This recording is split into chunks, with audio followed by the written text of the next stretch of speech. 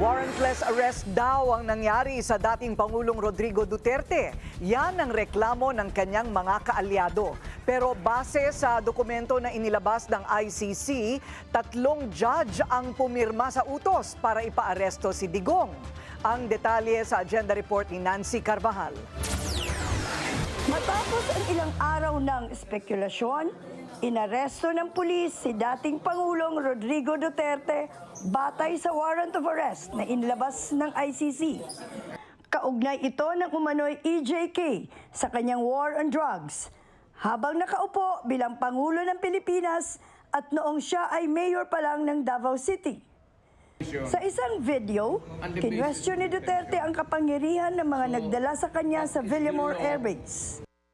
Sa isang 15-page document mula sa ICC na nilagdaan ng 3 pre-trial judge ang nag-utos ng pag-aresto kay Duterte.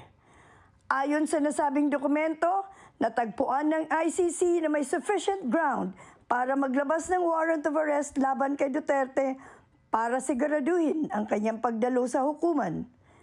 Idinagdag ng chamber na bagamat hindi na siya ang Pangulo ng Republika ng Pilipinas, patuloy siyang may malaking impluensya.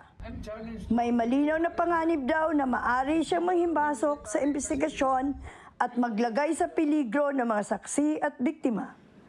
Sa klaw ng investigasyon ng ICC, ang umano'y mga krimeng naganap mula sa Nobyembre 2011 hanggang Hunyo 2016, kabilang ang extrajudicial killing sa Davao City at mga pagpatay sa buong bansa habang siya ay Pangulo hanggang March 2019 nang bumaklas ang Pilipinas sa ICC.